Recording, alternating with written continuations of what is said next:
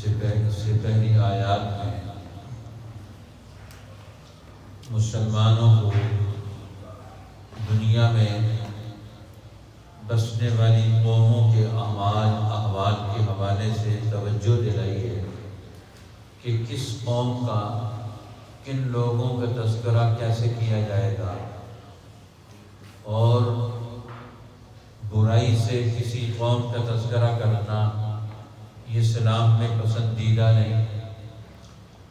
لیکن جب سارے ادارے اور سارے فیصلہ کرنے والے لوگ اس کو حق نہ دلوا سکے تو پھر قوم کے پاس اپنے حق کا مسئلہ لے جانا یہ ایک ضروری چیز تھی۔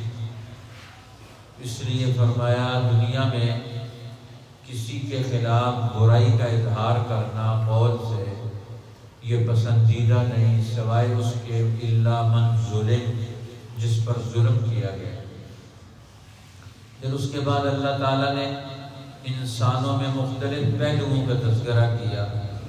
کچھ لوگوں میں خیر کا پہلو ہے، چھپ کر نیکی کرتے ہیں، کچھ ظاہر کر کے نیکی کرتے ہیں، کچھ لوگ برائیاں کرتے ہیں، کچھ لوگ برائیاں کرنے والوں کو معاف کرتے ہیں، اور کچھ برائیاں کرنے والوں سے برابر کا انتقام لیتے ہیں، کچھ ان سر برائی کے بدلے میں زیادہ برائی کرتے ہیں۔ تو یہ سب لوگ ایک جیسے نہیں ہو سکتے۔ اسی طرح فرمایا اب بہت سارے لوگ وہ ہیں کہ جو اللہ اور اس کے رسولوں میں فرق کرتے ہیں، کہ اپنی مرضی اللہ پر اور رسولوں پر مسلط کرتے ہیں، کہ اللہ تعالیٰ نعوذ باللہ ہماری مرضی کے مطابق کام کرے۔ اللہ کے جو نبی آئے ہیں وہ بھی حق بات کرنے کے بجائے وہ ہماری مرضی اور ہماری خواہش کے مطابق کام کریں۔ اس لیے نبیوں کی بات ماننے کے بجائے الٹا ان میں کیڑے نکالتے ہیں، عیب نکالنے کی کوشش کرتے ہیں۔ ان الذین یکفرون باللہ ورسولہ، وہ لوگ جو منکر ہیں اللہ سے اور اس کے رسولوں سے، حقیقت میں تو اللہ کی بات ماننا نہیں چاہتے اور اللہ کے رسولوں کی بات بھی ماننا نہیں چاہتے، لیکن بات نہ ماننے کے لیے طریقہ واردات ان کا کیا ہے؟ وہ چاہتے ہیں وَيُرِيدُونَ أَن يُفَرِّقُوا بَيْنَ اللَّهِ وَرُسُلِهِ۔ یہ نہیں کہتے کہ ہم یہ اللہ کی بات نہیں مانتے، کہتے ہیں کہ اللہ کے صحیح نمائندے نہیں ہیں۔ اللہ تعالیٰ نے ان کو نبی بنا کر بھیج دیا۔ اللہ تعالیٰ نے ہمارے سے پوچھا کیوں نہیں کہ اس کو نبی بنانا ہے؟ کسی بڑے آدمی کو، مالدار آدمی کو، کسی بادشاہ کو، کسی اور کو نبی بنا کر بھیج دے۔ تو اللہ تعالیٰ تو نبیوں میں اللہ میں کوئی فرق نہیں کرتا۔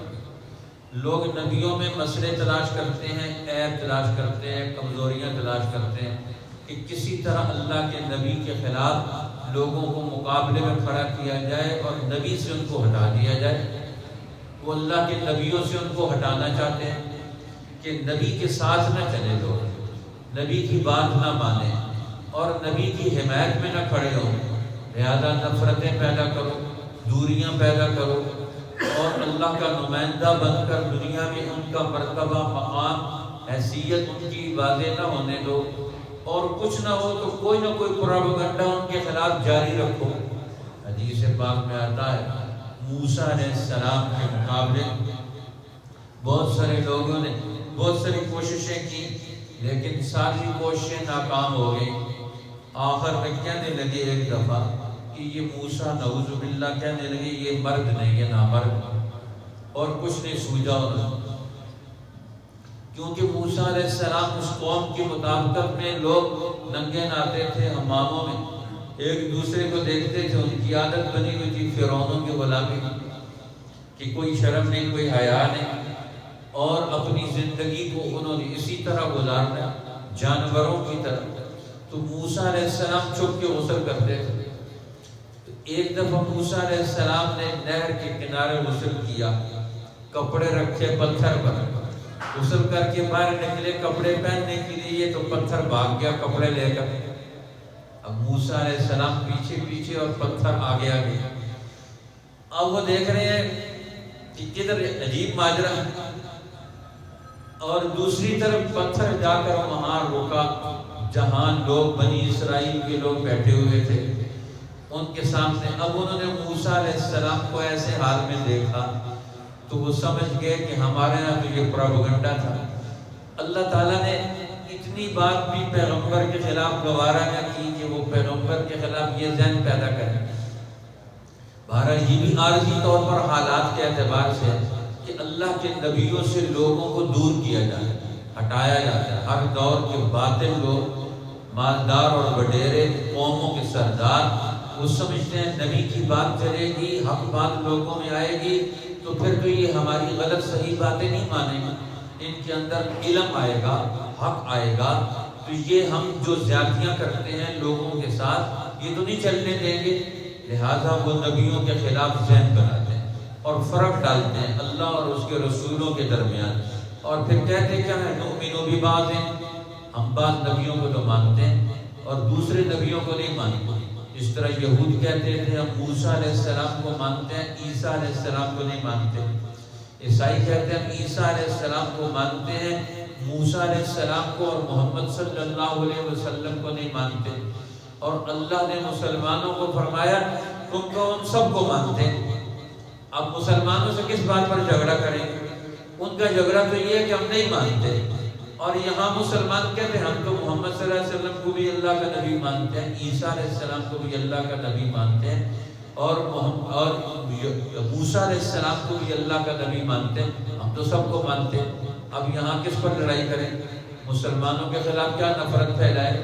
ان کو کوئی وجہ جواز نہیں ملتی کہ پہلے تو دوسری قوموں کے اندر جو فرقے ہیں وہ نہ ماننے والے ہیں، اور مسلمان ایک ایسی جماعت کا نام ہے جو ہر حق بات کو مانتا ہے، ہر قوم کے سچے لوگوں کو مانتا ہے، ہر قوم کے سچے لوگوں کی حیثیت کو منواتا ہے۔ قوموں کے درمیان مذہب کی بنیاد پر نفرت، فرقوں کی بنیاد پر نفرت اسلام نہیں کھڑی کرتا۔ اب اسلام نے تو آ کر اس لیے قرآن کو فرمایا یہ کتاب وہ ہے وَمُهَيْمِنًا عَلَيْهِ، اس ساری آسمانی کتابوں کی نگہبان ہے، نگران کتاب بن کر آئی ہے۔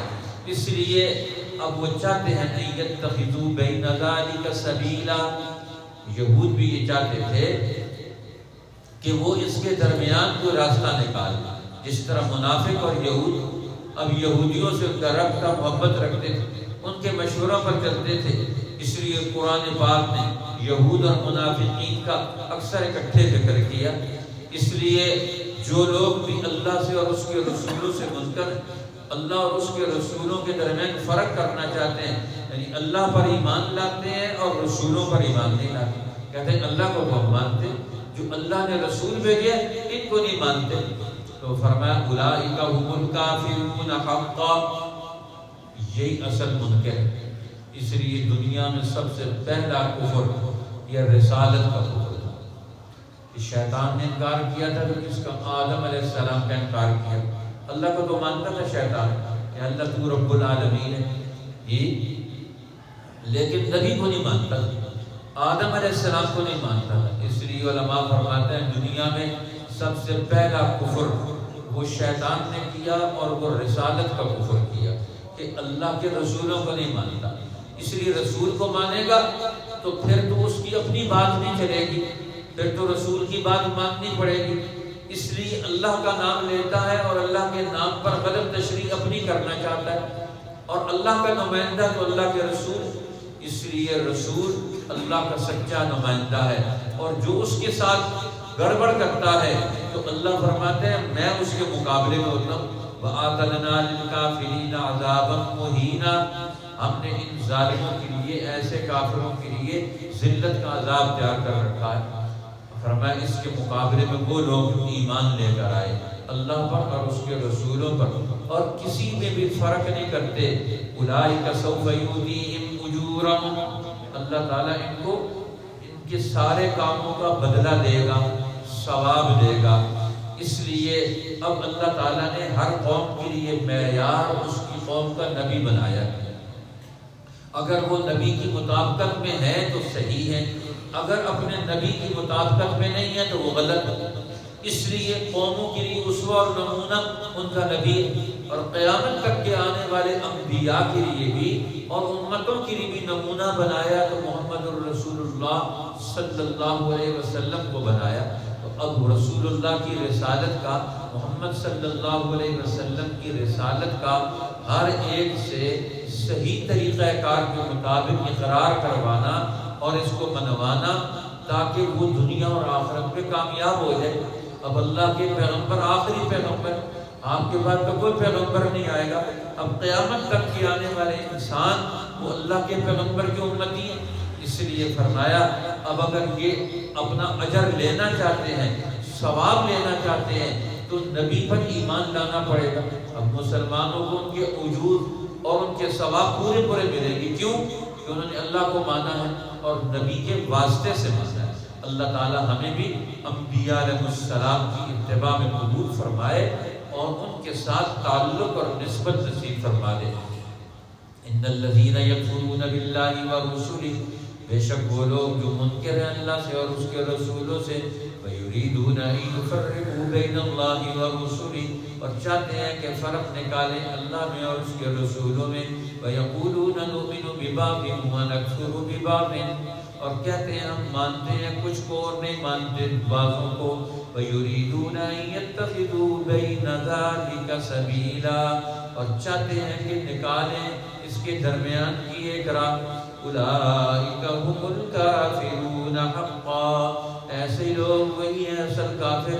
وَأَعْتَدْنَا لِلْكَافِرِينَ عَذَابًا مُهِينًا، اور تیار کر رکھا ہے اپنے کافروں کے لیے ذلت کا عذاب۔ وَالَّذِينَ آمَنُوا بِاللَّهِ وَرُسُلِهِ، اور جو لوگ ایمان لائے اللہ پر اس کے رسولوں پر، وَلَمْ يُفَرِّقُوا بَيْنَ أَحَدٍ مِّنْهُمْ، اور جدائی نہیں ڈالتے ان میں سے کسی کو بھی درمیان۔